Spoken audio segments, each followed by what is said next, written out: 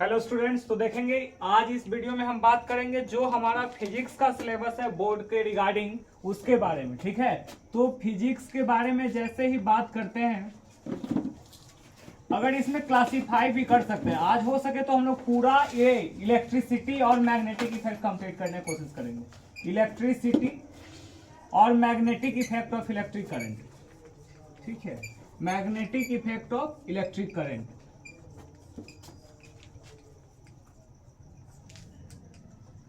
ये हमारा टॉपिक रहेगा।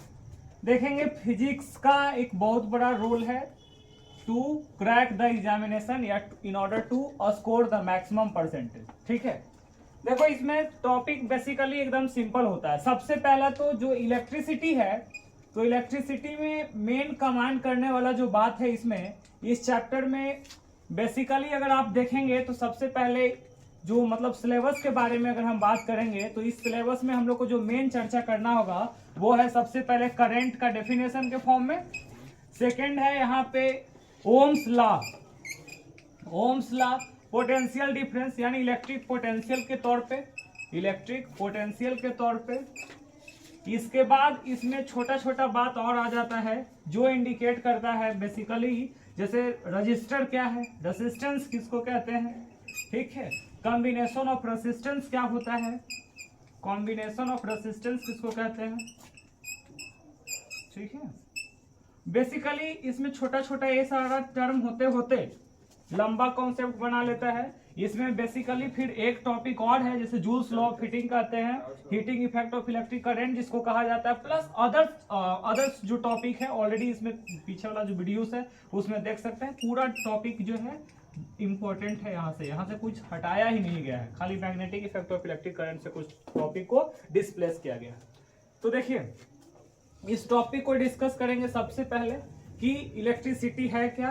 तो बेसिकली आपको पता रहेगा इलेक्ट्रिसिटी के बताया जाता है electricity is the most convenient form of energy.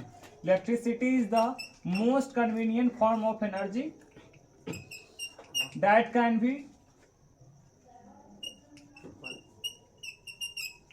Transmitted from one place to another. ठीक है, इतना लिखवाएंगे तो फिर लेट हो जाएगा। Transmitted from one place to another. ठीक है, अब यहाँ पे देखेंगे जो मेन थीम आएगा यहां से सिंपल फॉर्मूला के बेसिस पे। जैसे सबसे पहला what is the definition of current, current किसको कहते हैं। इलेक्ट्रिसिटी या करंट में डिफरेंस याद रखना है। इलेक्ट्रिसिटी के केस में क्या बताया जाता है, simply the most convenient form of energy, ऊर्जा का एक रूप है सुविधाजनक जिसको एक स्थान से दूसरे स्थान पे पहुंचाया जाता है। लेकिन अगर बात करते हैं करंट के बारे में, what is current, the simple definition होता है flow of charge per unit time is called current. ठीक है, flow of charge per unit time is called current. Current का जो अगर बात करते हैं सिंबल तो इसको आई से रिप्रेजेंट करते हैं, चार्ज को क्यू से रिप्रेजेंट करते हैं, टाइम को टी से रिप्रेजेंट करते हैं। यहाँ एक फॉर्मूला आ जाता है आई बराबर क्यू अपॉन टी। ठीक है, इसके बाद सिंपली अगर हम इसमें डिस्कस करते हैं यहां से कि क्यू बराबर क्या होता है, तो आई इंटू टी। अब यहाँ आपको मेंशन कर देना पड़ेगा जहां पे क्यू जो होता है वो चार्ज है, आई जो है हमारा करेंट होता है और टी जो हुआ वो टाइम टेकन को रिप्रेजेंट करता है, टाइम टेकन। ठीक है, कितना समय तक चल रहा है कोई भी इलेक्ट्रिकल अप्लायंसेस उसके बेसिस पे। सेकेंड यहाँ पे जो फॉर्मूला आता है, ठीक है, सेकेंड जो यहाँ इलेक्ट्रिसिटी में जो स्टार्ट होता है वो हमारा टर्म जो है यूज करने लायक जिसको बोलते हैं हम लोग electric potential and potential difference. Electric potential and potential difference, potential difference. देखो पोटेंशियल का मतलब क्या होता है, इसको बोलते हैं क्षमता। ठीक है, पोटेंशियल का मतलब होता है क्षमता। अब ये कैसे होता है, इंडिकेट करता है, इसके बारे में समझिएगा। टॉपिक के अनुसार हम लोग सवाल करते चलेंगे। ठीक है, क्योंकि अभी पूरा पढ़ना संभव नहीं है, टॉपिक के अकॉर्डिंग हम लोग क्वेश्चन बनाते चलेंगे जो प्रीवियस ईयर का है, उसके अनुसार फिर आपको सक्सेस मिलता चला जाएगा। चलो देखो इलेक्ट्रिक पोटेंशियल और पोटेंशियल डिफरेंस में क्या होता है। देखो amount of work done in moving a charge from infinity to a point. ठीक है,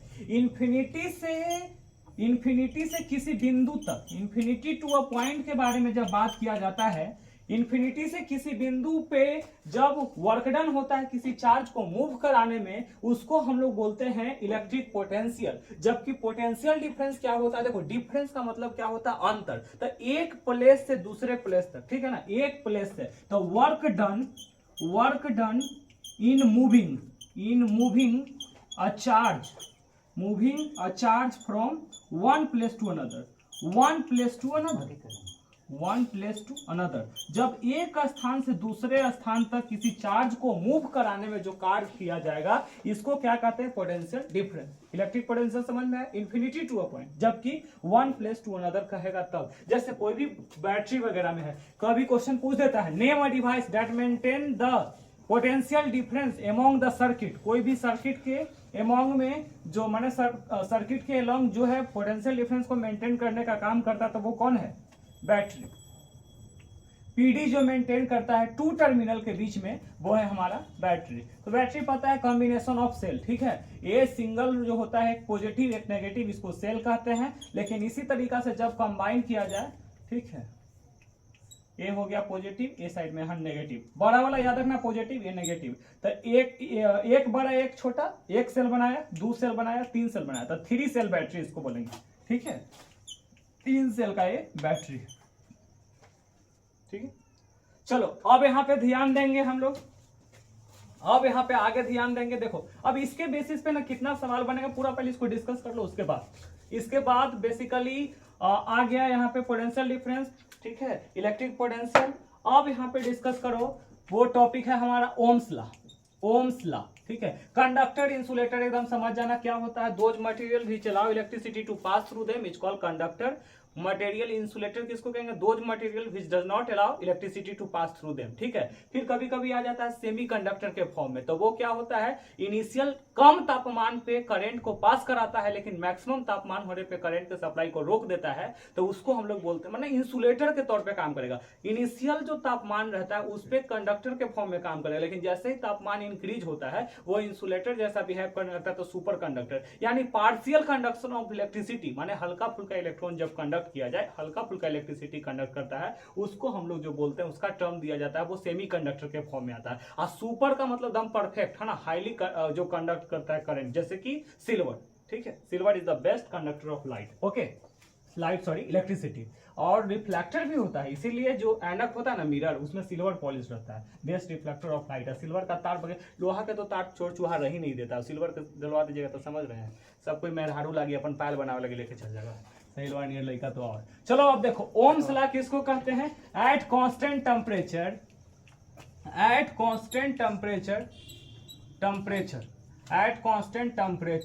current flowing through conductor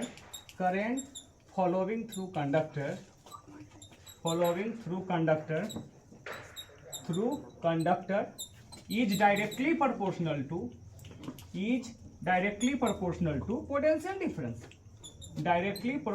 to potential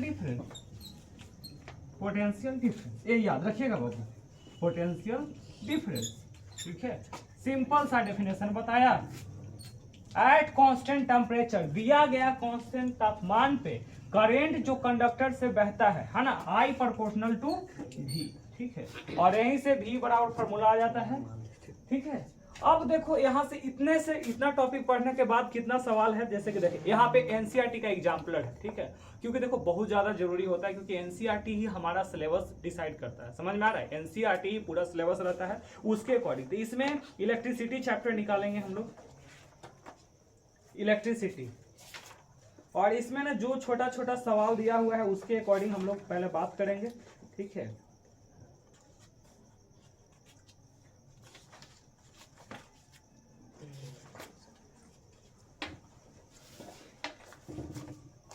देखो इलेक्ट्रिसिटी से जो रिलेटेड सवाल हैं हमारा, इसमें सबसे पहला क्वेश्चन है,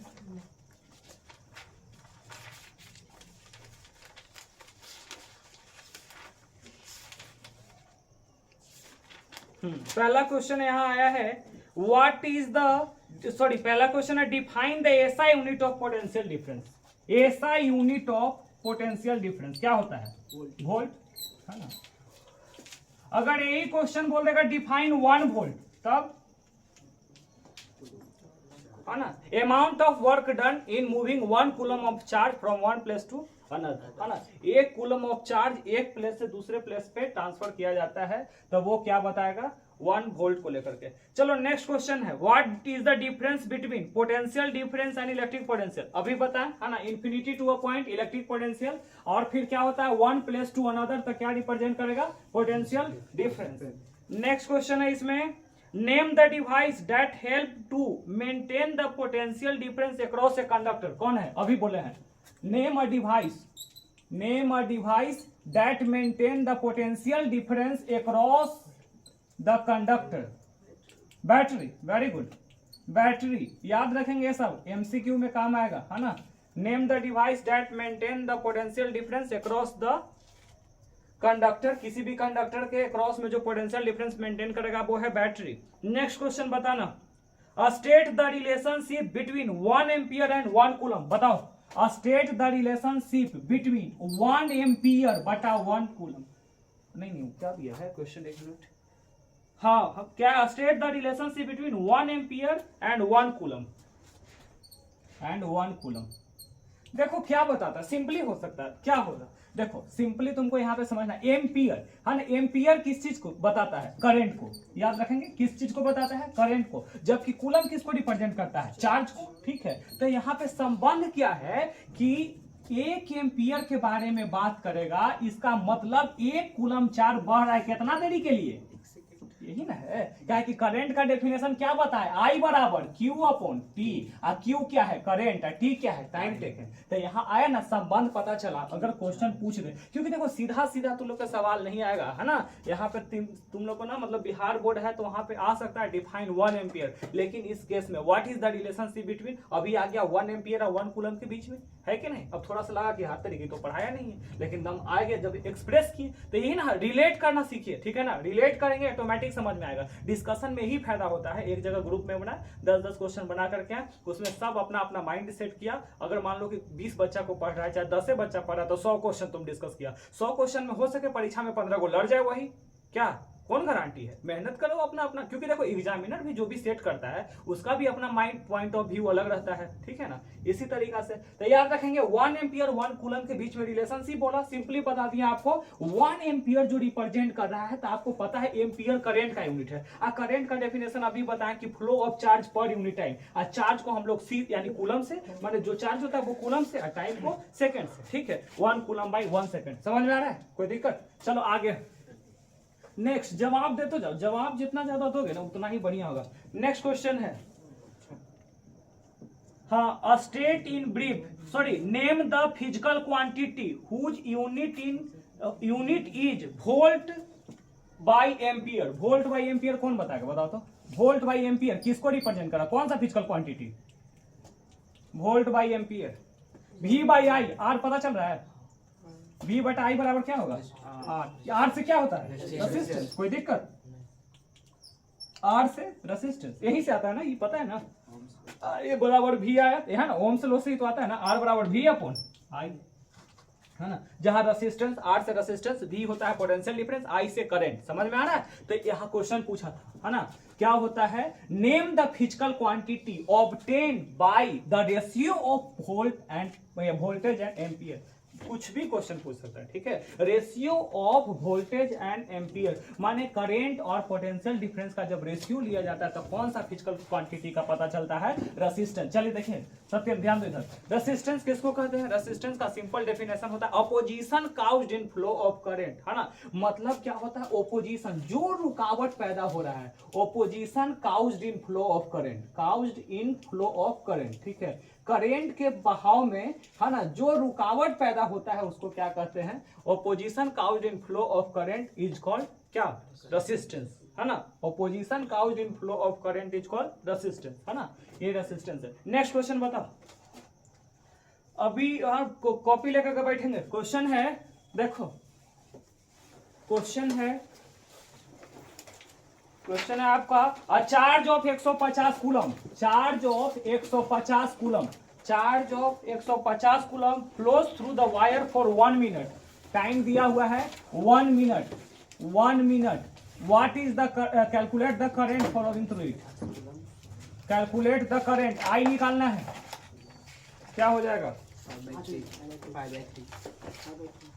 देखिए इसको पहले यूनिट कन्वर्ट कर लो, है ना, क्या है कि तुमको पता है आई बराबर क्यू अपॉन टी होता है कि नहीं होता है। तो टाइम यहाँ मिनट में देना है, तो पता है ना तुमको 1 मिनट, तो 1 मिनट बराबर कितना सेकंड? 60 सेकंड होता है कि नहीं, कोई दिक्कत? तो टाइम देखिए पहले समझिए बात को, मिनट को सेकंड में कन्वर्ट कर दिए, ठीक है, सिंपल सा सवाल पहले देखो। तो आई बराबर क्यू अपॉन टी, क्यू का मान कितना? 150 कूलम, टाइम कितना? 60 सेकंड, ठीक है। अब 1 0 से 1 0, 3 से कटता है, 3 5 15, 3 दूनी 6, 5 बटा 2, कितना है? 5 बटा 2, तो 2 2.5 दूनी 5 हो ना जी, तो 2.5 एम्पियर, कोई दिक्कत?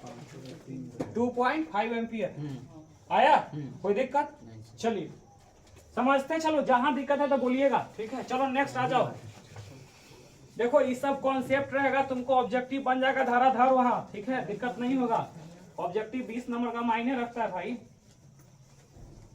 चलो नेक्स्ट क्वेश्चन है,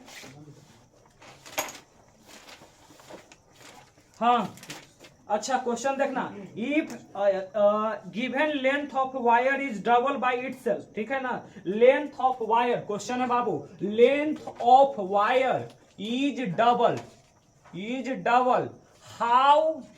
how resistance will be affected, resistance will be affected, बताओ क्या हो जाएगा? रेसिस्टेंस डबल हो जाएगा, वेरी गुड, है ना।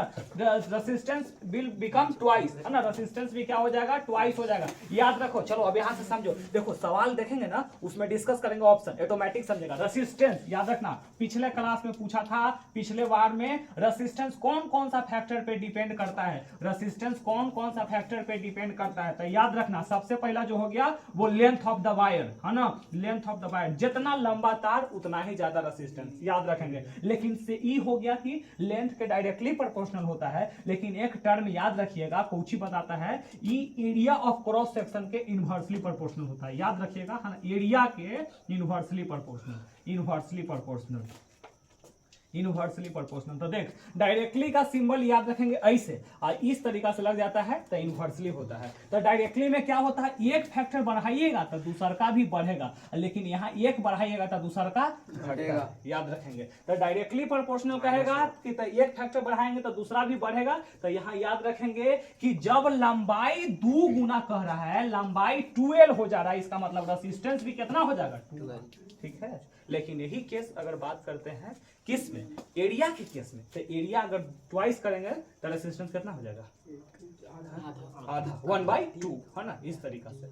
चाहे अगर 4 गुना बढ़ा देंगे तो उसका मतलब उसका इनवर्सली प्रोपोर्शनल कर देंगे, ठीक है। इस तरीका से ट्वाइस करेंगे तो 1/4, ठीक है ना। ये इनवर्सली मान एक फैक्टर को बढ़ाना है तो दूसरा का घटाना है, याद रखें कब? इनवर्सली। और थर्ड जो होता है, 4 चीज पूछ लिए बुआ, 4 चीज कौन कौन चीज पे रेसिस्टेंस डिपेंड करता है। तो देख, पहला याद रखना, पहला लंबाई पे, दूसरा एरिया, तीसरा नेचर ऑफ मटेरियल, और चौथा टेम्परेचर, याद रखना, ठीक ना। यही क्वेश्चन पूछा था। जबकि यहीं से एक टर्म और निकलता है जिसका नाम है रेसिस्टिविटी। देखो क्वेश्चन डिस्कस होगा, ऑटोमेटिक सवाल आते रहेगा। रेसिस्टिविटी यहीं से आता है, रेसिस्टिविटी, और रेसिस्टिविटी के तो यूनिट के बारे में पूछता है बहुत ज्यादा, रेसिस्टिविटी के डेरिवेशन। अब क्वेश्चन पूछा था, name 2 factor on which resistivity does not depend, 2 factor बताइए कि जिसपे वो निर्भर नहीं करता है, रेसिस्टिविटी नहीं डिपेंड करता है। तो रेसिस्टिविटी ना डिपेंड करेगा एरिया पे, ना डिपेंड करेगा लेंथ पे, लेकिन निर्भर किस चीज पे करता है? नेचर पे और टेम्परेचर पे, याद रखेंगे। रेसिस्टिविटी कौची पे डिपेंड करता है? नेचर एंड टेम्परेचर पे। किससे लेना देना नहीं है, न एरिया से न लेंथ से, ठीक है। डेमो में एक मास्टर आया था, इसी से रिलेटेड सवाल किए थे, कंफ्यूज हो गया था बेचारा, यूट्यूब पे वीडियो ना देख ले वो, ठीक है। समझ में आया? ये सिंपल सा बात है। तो कभी कभी ना, क्योंकि तुम सीधा सवाल नहीं आएगा। अब क्वेश्चन एगो आ जाता है कुछ ही, रेसिस्टिविटी का डिफाइन करना, है ना। रेसिस्टिविटी का यूनिट ओम मीटर कहाँ से आता है? तो रेसिस्टिविटी वाला फार्मूला बताओ, रो बराबर क्या होता है?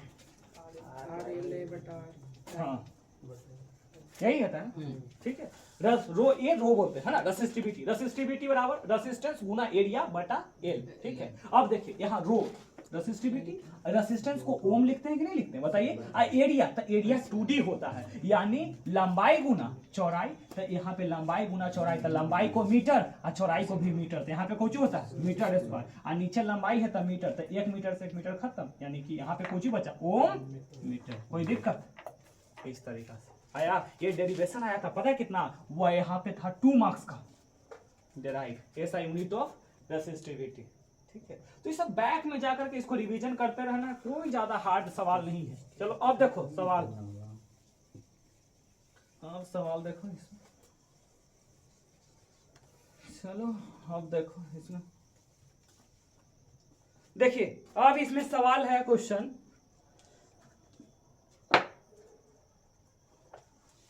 हाँ क्वेश्चन है देखो, through which of the two wire, through which of to wires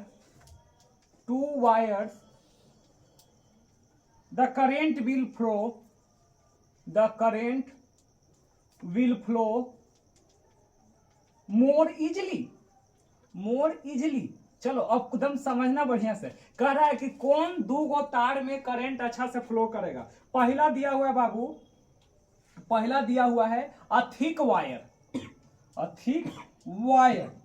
और सेकंड दिया हुआ है a thin wire, and both are made up of same material and connected with the same source and having the same length। अब बताओ, यानी material same बता रहा है, लेंथ सेम बता रहा है, और जो सोर्स से कनेक्टेड है वो भी सेम बता रहा है। तब बताओ कि क्वेश्चन क्या कह रहा है, दोनों में से सबसे ज्यादा है ना, through which two wire the current will flow more easily, सबसे आसान से केकरा में चलेगा बताओ? थिक वायर में, बिल्कुल थिक वायर में। तो काहे, तो देख मोटा आदमी, तो थिक वायर माने मोटा तार, तो मोटा तार तो एरिया बढ़ा कि घटा रे, एरिया क्या हुआ, मोटा तार में क्या हुआ, एरिया बढ़ा, तो रेसिस्टेंस कमेगा, तो रेसिस्टेंस प्रतिरोधक ना पावर होता है, माने रोकने का क्षमता, तो रोके वाला के पावर कम गया यहाँ पे। ठीक है, तो एरिया बढ़ने के कारण रोकने का पावर कम गया, इसका मतलब करंट के बहाव ज्यादा रहेगा। तो करंट सबसे ज्यादा किस में चलेगा बताओ? Thick wire. ठीक है, यही होता है कारण। ठीक, मुस्कुरा रहा है। चलो देखो नेक्स्ट, जितना सवाल पे प्रैक्टिस करो, एग्जाम के टाइम में प्रैक्टिस से होता है, क्वेश्चन देख करके ना माइंड में पूरा कॉन्सेप्ट बैठा लेना होता है। ठीक है, क्वेश्चन देख करके माइंड में पूरा कॉन्सेप्ट बैठा लेना है। नेक्स्ट आइए, नेक्स्ट क्वेश्चन है, कह रहा है the resistance of resistor is kept constant and the potential difference across its two end decreases to its half, है ना, then its value। state the change क्या होगा, what will happen, will occur in the current flow or not, माने current में बदलाव आया कि नहीं। तो क्वेश्चन देखो, तुम क्या पढ़ा है, पोटेंशियल डिफरेंस पहले से सेम था, फिर पोटेंशियल डिफरेंस में चढ़ाव किया गया था, करंट में तो चेंज होगा। क्या है, क्या कि तू नियम देखो किसका, ओम्स लॉ क्या कहता है जी, at constant temperature current flowing through conductor is directly proportional to potential difference, यानी कि V प्रोपोर्शनल टू I, यानी कि V बढ़ेगा तो कुछ ही बढ़ेगा, I बढ़ेगा, अब V घटाएंगे तो कुछ ही होगा, I घटेगा। कोई दिक्कत? यही है बस। ठीक है, तो देखे ना, जो भी पढ़ेंगे ना खाली रिलेट करने आना चाहिए। नेक्स्ट सवाल देखो, नेक्स्ट सवाल, हाँ, कैलकुलेट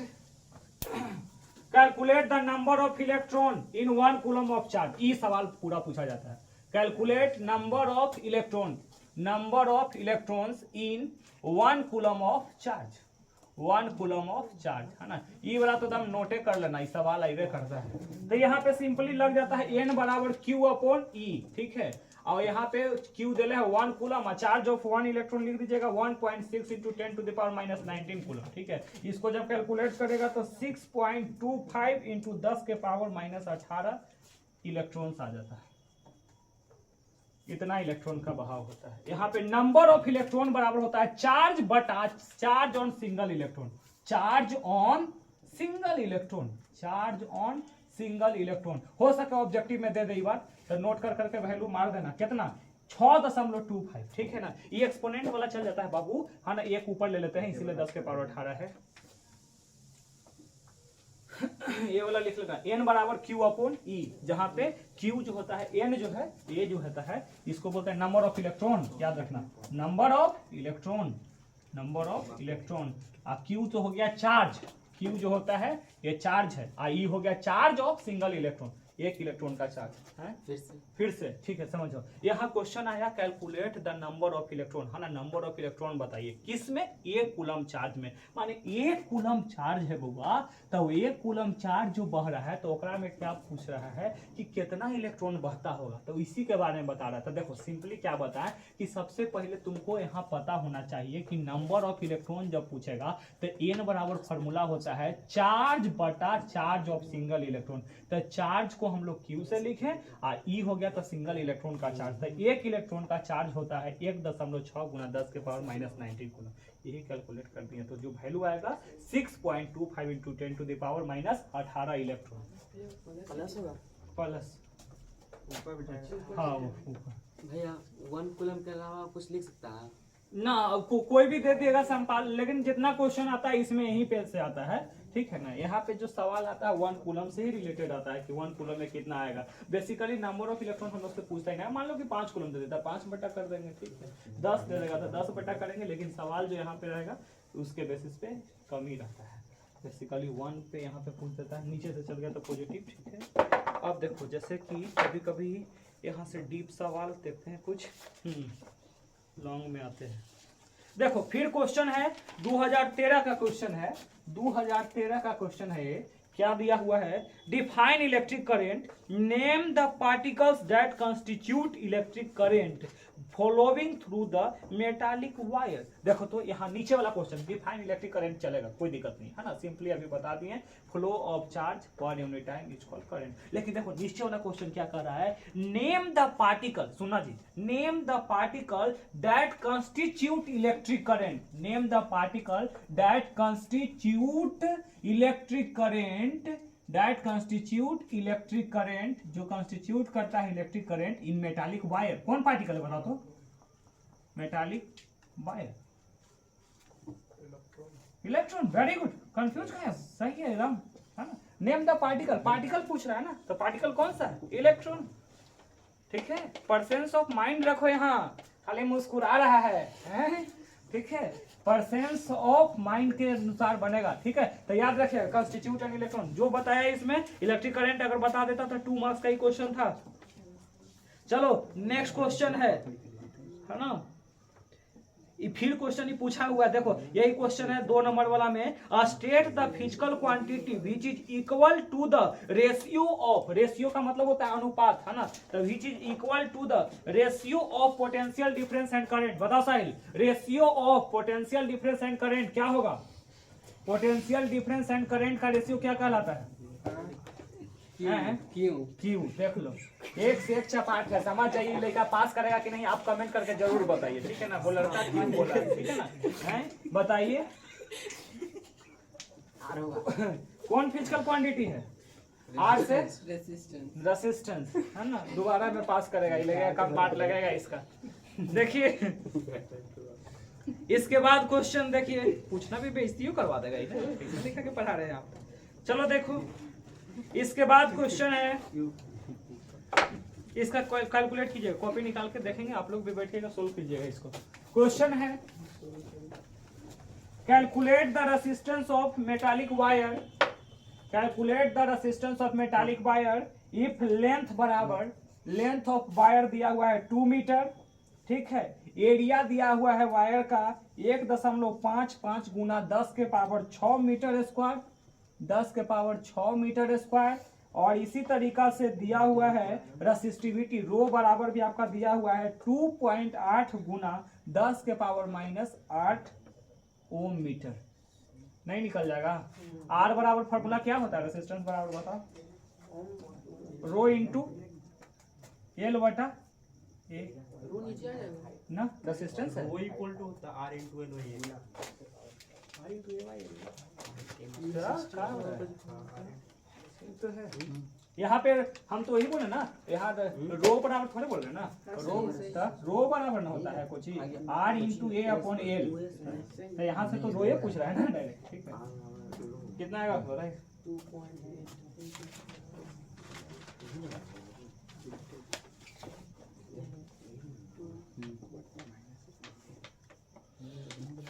रेसिस्टेंस पूछ रहा है, माइनस नहीं है तो बताएंगे आप लोग भी। एक्सपोनेंट में ये सब गड़बड़ आएगा, प्लस माइनस वाला में तो उसमें गड़बड़ाना कुछ नहीं है, ऊपर नीचे देख करके वैल्यू कर देना है ना। समान भागा में रहता है तो घटता है, ठीक है ना, और गुना में रहता है तो ऐड होता है। एक्सपोनेंट पता है।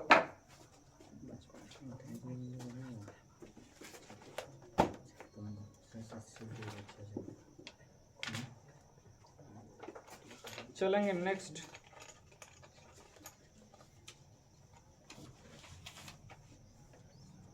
जीरो 0.036। हाँ यही आना चाहिए। सही है, समझदार लेकिन चलो ठीक है, यूनिट कोई दिक्कत नहीं है ना।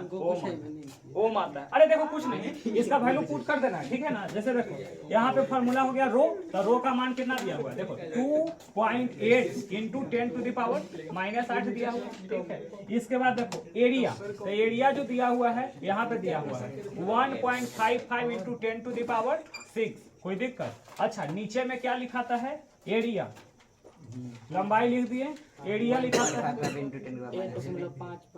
एल था, यहाँ पे 2 वैल्यू दिले है, लिखो 2 मिनट ये डायरेक्ट 2 दिले है, ठीक है। और यहाँ पे लिख देंगे कितना 1.55 इंटू 10 टू द पावर 6, है ना। अब देख सबसे पहले यहाँ पे क्या हो जाएगा, ये भागा में है गुना में है, ये चेंज कर लेंगे। तो पहले यहाँ पे 8 दूनी 16, 2 दूनी 4 आए 5 हो जाएगा, ठीक है। इसके बाद देखो बटा में 1.55 ही रहेगा। उसके बाद क्या करेंगे, सिंपली गुना करो, 10 के पावर -8 है, और यहाँ पे ई पार्टी जाएगा तो घटाव में हो जाएगा, ठीक है। यहाँ पे कैलकुलेट कर देंगे 5.6 ना माइनस माइनस प्लस हो जाएगा ना। हाँ माइनस प्लस नहीं हम ये नहीं करें, जैसे कि यहाँ जो कैलकुलेट करेंगे ऊपर में जो वैल्यू था कितना ऊपर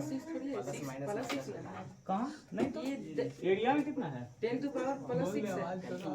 ओ माय गॉड, ये अच्छा रो बराबर रो,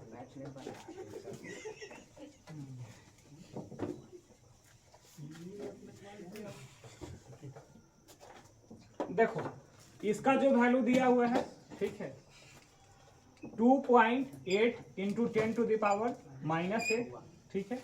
इसके बाद एल दिया हुआ है डायरेक्ट 2, ठीक है। और यहाँ पे क्या दिया हुआ है,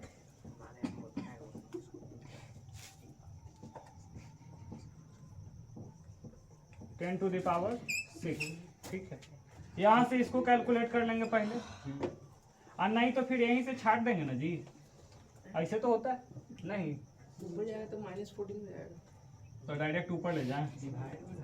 तो 2.5 इंटू 10 टू द पावर -6.5 -14 हो जाएगा, 10 to the power -2.8 डायरेक्ट इसको गुना करना, 8 दूनी 16 की 6, बाकी यहाँ पे कितना, 10 to the power -14 अब बटा में 1.5, और फिर काटो,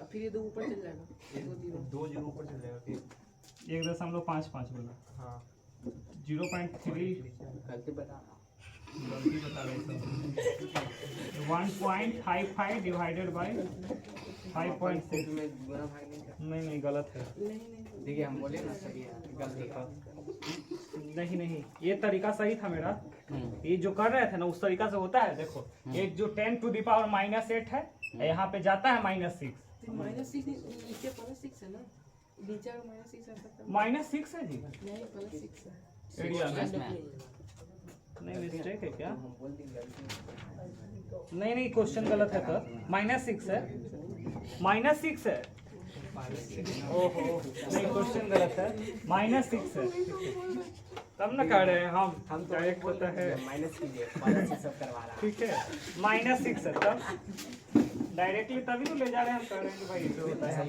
हुआ है देखो ठीक है चलो देखो, प्लस सब करते हैं तो इसमें जो वैल्यू आएगा टोटल है ना, फाइनली जो वैल्यू आएगा 0.036 ओम आ जाएगा। ठीक है ना, क्या कि रेजिस्टेंस निकालना था, क्वेश्चन गलती था वैल्यू लिखने में। गलती में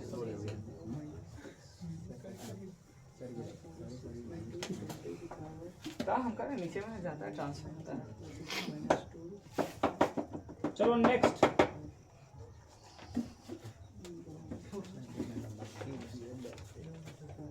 नेक्स्ट क्वेश्चन है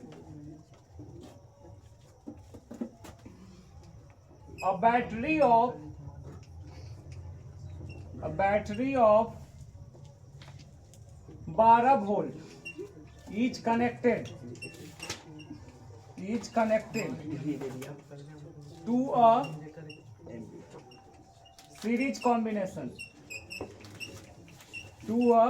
series combination of resistors 3 ohm, 4 ohm, 5 ohm and 12 ohm। ठीक है, कैलकुलेट द टोटल करंट, हंसिए नहीं, करंट टोटल करंट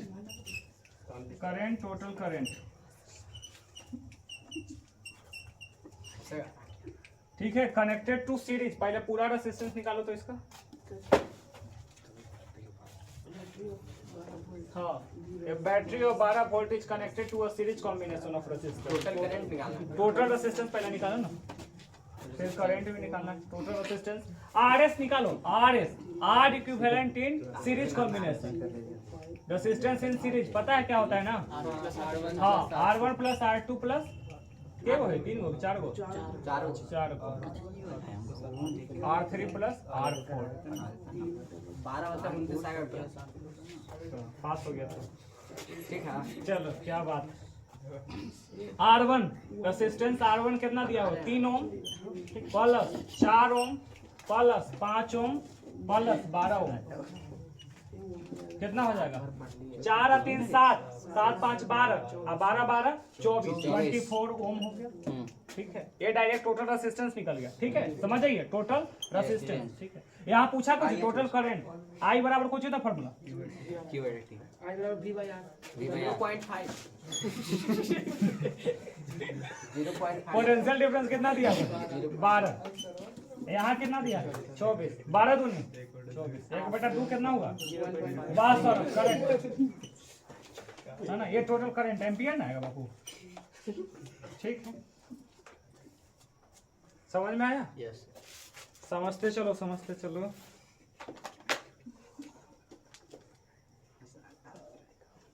हाँ, फिर क्वेश्चन पूछा है 2017 में, mention the various factor on which resistance of conductor depend, एकदम हो जाएगा है ना। 2017 में सवाल किया गया है, mention the various factor on which resistance depend.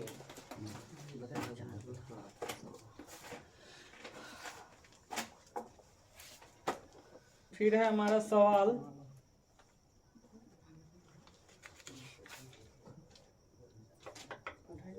Heating effect से है सवाल हमारा।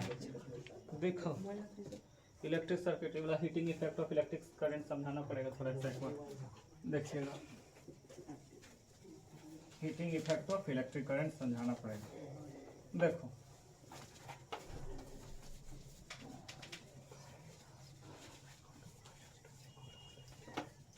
टॉपिक समझेंगे हम लोग heating effect of electric current के बारे में। यहाँ तक कोई दिक्कत, सब क्लियर है ना।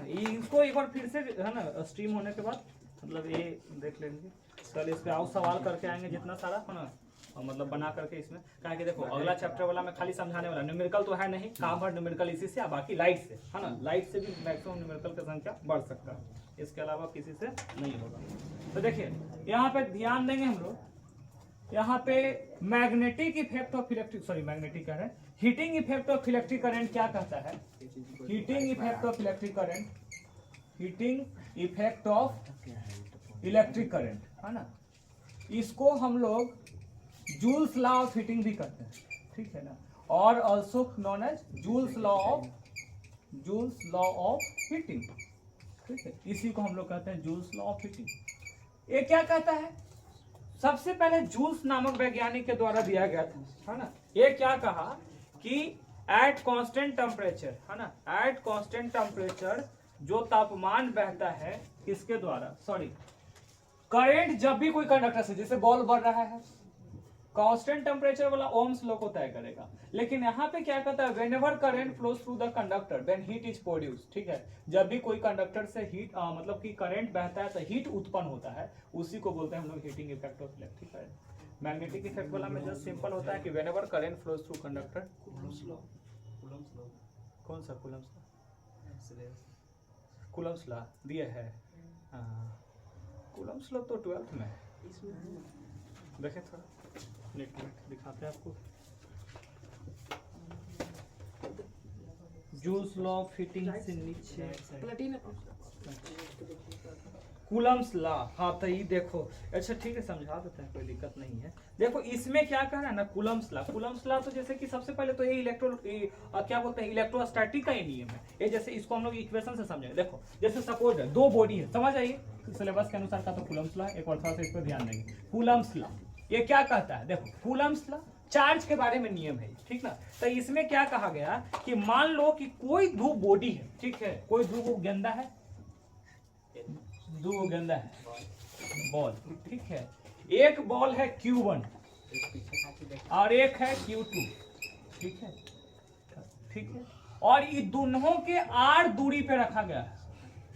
दो बॉल है या दो बॉडी है जिसका चार्ज है Q1 और Q2, ठीक है ना। तब यहाँ पे क्या कहता है, according to Coulomb's law, according to Coulomb's law, according to Coulomb's law, Coulomb's law के हिसाब से कहता है the force acting body A and body B is directly proportional to, ध्यान दो इधर, कूलम्स लॉ का स्टेटमेंट अगर पूछ दे क्या कहता है तो समझिएगा, according to Coulomb's law force acting between two charge is directly proportional to product of their masses या product of their charges, ठीक ना। तो यहाँ जो फोर्स लगेगा ये डायरेक्टली प्रोपोर्शनल होगा Q1 गुना Q2, यही तो चार्ज है दोनों में, ठीक है। और सेकेंड क्या कहता है, जो फोर्स एक्ट करेगा inversely proportional to square of distance between them, यही कहता है। यूनिवर्सल ऑफ ग्रेविटेशन 9 में पढ़े हैं, उसमें क्या बोलता है, जब दो बॉडी को कंसीडर करो, एक का मास m1 एक का मास m2 और दोनों को दूरी r पे रखा गया है, तो कहता है force acting between two body is directly proportional to product of their masses, यहाँ होता है प्रोडक्ट ऑफ देयर चार्जेस, ठीक है, वहां प्रोडक्ट ऑफ देयर मासेज और यहाँ प्रोडक्ट ऑफ देयर चार्जेस। तो यहाँ Q1 Q2 दो चार्ज रखा हुआ है किसी दो वस्तु के बीच में, वहां क्या था, दो वस्तु का मास है M1 और M2, ठीक है ना। तो प्रोडक्ट ऑफ देयर मासेज के डायरेक्टली प्रोपोर्शनल और इसका इनवर्सली प्रोपोर्शनल, तो यही चलते यहाँ पे हो जाता था। देखो इसीलिए यहाँ जो लिखा हुआ साफ लिखा है, देखो द फोर्स ऑफ अट्रैक्शन और repulsion between two point charges is directly proportional to product of Q1 Q2 and inversely proportional to square of distance between them, है ना। तो इसीलिए ना फोर्स होता है, तो कोई कांस्टेंट के हटाने के लिए हम लोग क्या के कांस्टेंट का प्रयोग करेंगे कि नहीं करेंगे, बताओ। और चार्ज कितना है बाबू, Q1 Q2 और दूरी कितना है r², यही आ जाता है, खत्म।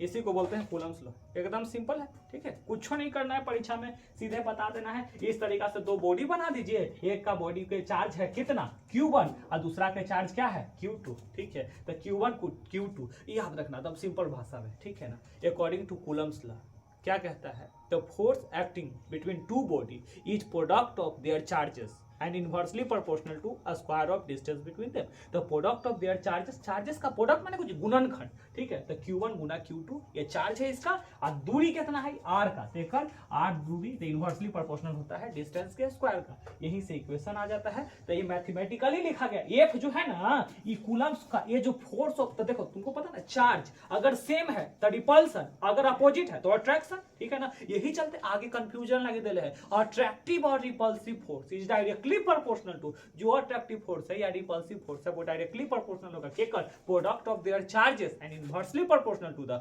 Square of distance between them. कोई दिक्कत, समझ में आ गया, यही है बस, ठीक है। तो इसको बोलते हैं कूलम्स लॉ, ठीक है। एक आगे जाएंगे ना हम लोग तो गैसेस कूलम्स लॉ वगैरह हम लोग को पढ़ा है 12th वाला में, ठीक है ना। कूलम्स लॉ से जाकर के हम लोग अलग अलग डेरिवेशन वहाँ पे करते हैं, लेकिन अभी तक वाला में इतना सिंपल है, ठीक है।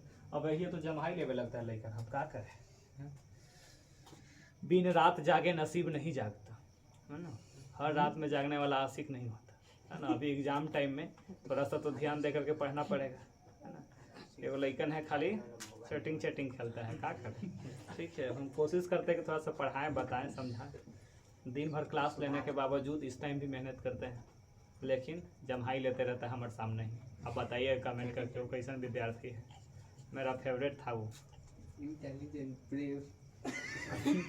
प्रेम हो गया। चलो देखो, इसके बाद यहाँ जूल्स लॉ ऑफ हीटिंग हम बता दिए। Heating effect of electric current में यहाँ समझा दे तुमको, जूल्स लॉ ऑफ हीटिंग कहते हैं। सिंपल स्टेटमेंट याद रखना क्या होता है, whenever current flows through conductor then heat is produce is known as heating effect of electric current. Joule's law को एप्लीकेशन भी पूछता जाता है ना, कौन कौन सा इसका एप्लीकेशन है। ठीक है, ये सारा चीज रहता है इसमें एप्लीकेशन के तौर पे। तो पता है एग्जाम में मेन एप्लीकेशन में याद रखना सेफ्टी डिवाइस करके पूछा जाता है ना, याद है ना। फ्यूज, इलेक्ट्रिक फ्यूज, फ्यूज, हाँ इलेक्ट्रिक फ्यूज।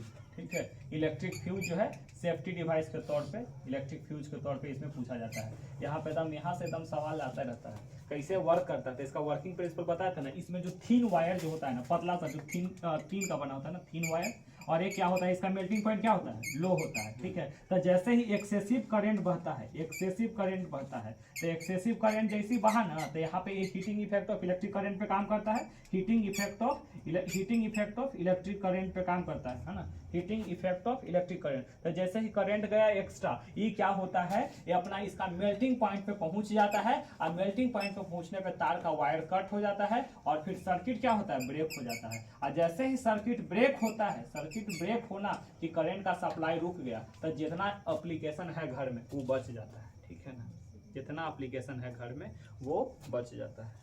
एमसीबी कुछ होता है। हाँ, एमसीबी दूसरा चीज है। देखो एमसीबी का पूरा नाम होता है मिनिएचर सर्किट ब्रेकर, है ना। वो कुछ समय के लिए, जैसे कि उसमें कहीं तो या तो ठंडा गरम का तार का कनेक्शन हो गया, एक्सेसिव दोनों वायर गरम वायर जो है दोनों अपने संपर्क में आ जाता है, तो इन दैट केस कुछ समय के लिए सर्किट को ब्रेक कर देता है, उसी को एमसीबी कहते हैं। लेकिन आप जबरदस्ती उठाइएगा तो वो खिसिया के दबले फाड़ देता है कि नहीं। कोई गिर रहा है और मार उठेले जा रहा है, पट गिरा रहा है भाई, एकदम से लग रहा है कि नहीं, एक से एक रहता है। जैसे कि समझ ले कि जब गिर गया जब खड़ा कर दिया, है कि नहीं, वैसे होगा। अरे उसमें देखते हैं जहाँ पे सर्किट ब्रेक वगैरह हो रहा है वो सब देखना होता है। तो एमसीबी मिनिएचर सर्किट ब्रेकर होता है वो। ठीक है, कल मिलते हैं फिर नेक्स्ट वीडियो में, तब तक के लिए बाय, ध्यान देंगे। ठीक है।